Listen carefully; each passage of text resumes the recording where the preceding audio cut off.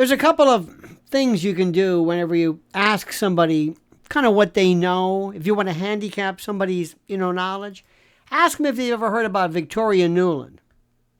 Just ask them, what do you think about that? And if you get that kind of rolled eye, you're talking to a complete typical Fox News. By the way, you'll never hear the name Victoria Nuland or the Institute for the Study of War or the Newlands or the Kagans or you'll never hear about these war profiteers and these ghouls, these MIC ghouls, ever. So recently there was the appointment of Vicki Nuland to the board of directors of the National Endowment for Democracy. Now, in my group, my crew says, oh my God, we know what that is. Again, to most Americans, forget it. They don't even know what NATO is. So this now has rekindled concerns about her career and this organization's activities, and I hope President Trump pays attention to this.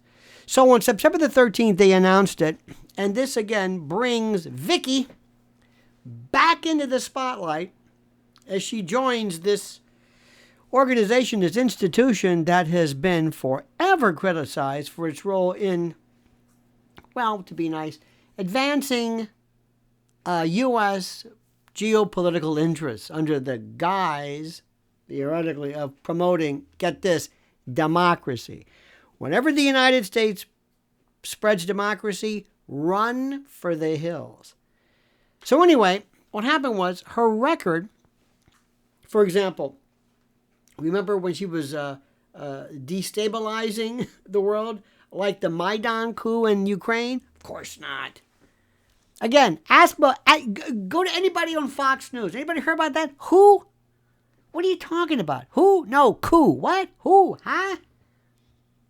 It aligns perfectly with the NED's these operations. Now, when she was with the State Department, Vicki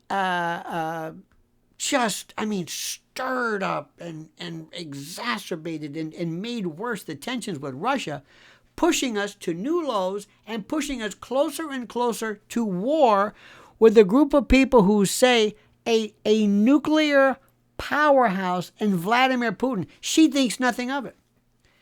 When she was orchestrating the Maidan coup in Ukraine and unleashing a conflict that,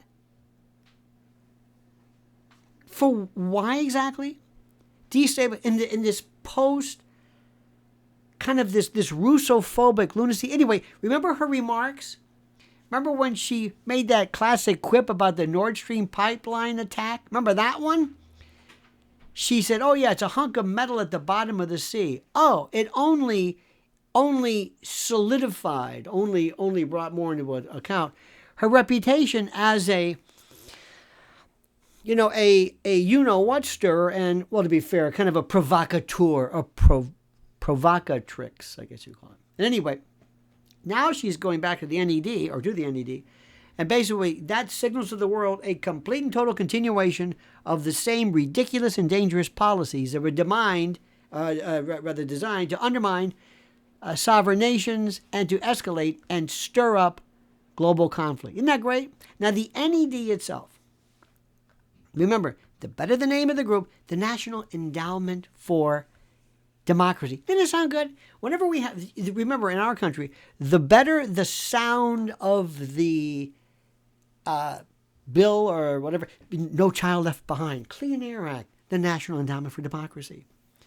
It's often labeled, do you wonder why, as a front for U.S. intel operations. And it plays a critical role in promoting American influence abroad. But is it really American? I mean, does it benefit America or deep state shadow government America?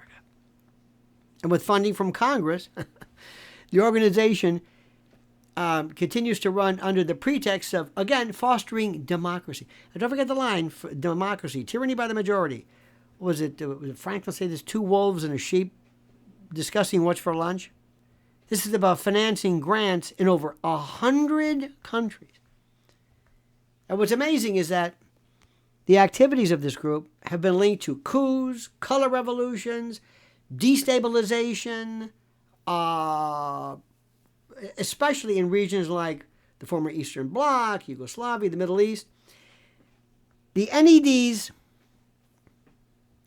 not covert but overt operations show a perfect complement to the covert work of agencies like CIA, all making this wonderful component, this wonderful instrument, this wonderful admixture of U.S. foreign policy. Vicki Nuland and her appointment seems to come at the same time with a surge in destabilization efforts in Syria, Georgia, Serbia, hinting perhaps at her guiding hand in these developments, maybe. And the pattern is unmistakable. Remember, whenever the U.S. interests are threatened or perceived to be threatened, the NED funding and Vicki's expertise kind of seem to follow. You get protests, you get coups, you get uprisings that emerge out of nowhere, paving the way for military operations, economic control. This is our footprint. This is who we are. I don't want to bring up Hegel, but kind of in a Hegelian dialectical connection there. Now, the NED brands itself, of course, as an independent organization. It aligns itself, of course, with U.S. strategic, philosophical efforts and objectives.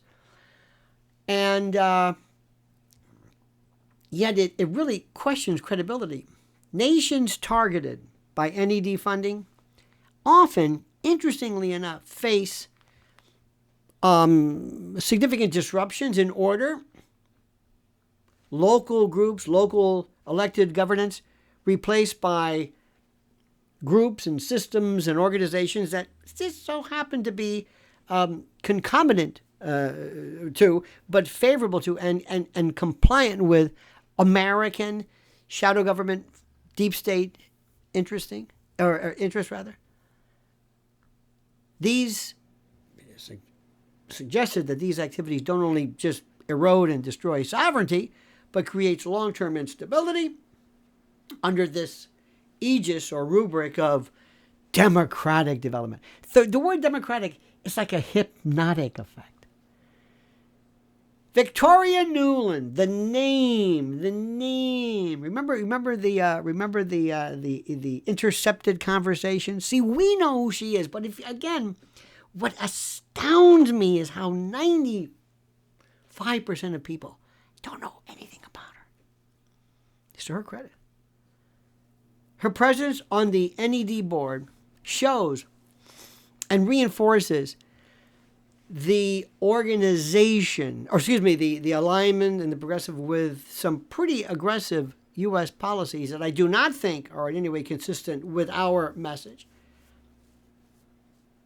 She foments, she encourages, she inspires unrest, and combined with the operations of this group, it highlights, and I hope President Trump is paying attention to this, the need for scrutiny, for closer inspection. You think Marco Rubio is going to be doing this? I don't think so. And countries that receive NED funds should really be asking themselves, question the motives. Why are they helping us? Think about the broader implications of this. You see, we need to understand how this thing is. We have to have more of a study group, so to speak. We need more tutorials to explain how these destabilizing forces are basically always go hand in hand with also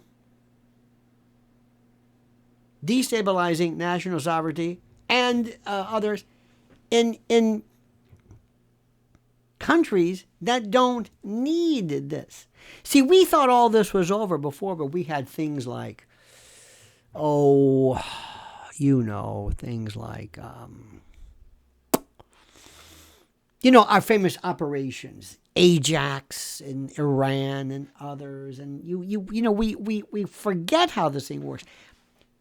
Americans, again, Fox News, go to the group, they would swear that Ukraine was just this that one day Vladimir Putin woke up and said, "You know what I'm going to do? I'm going to go into that country and I'm going to recoup and I'm going to reestablish and reseize and re-foment and recreate the Soviet Union." Nonsense. Nonsense. It's not our torpor necessarily that will kill us intellectually. It's our cluelessness. What do you think, my friends? Does this make sense to you? You know what I want you to do? Comment.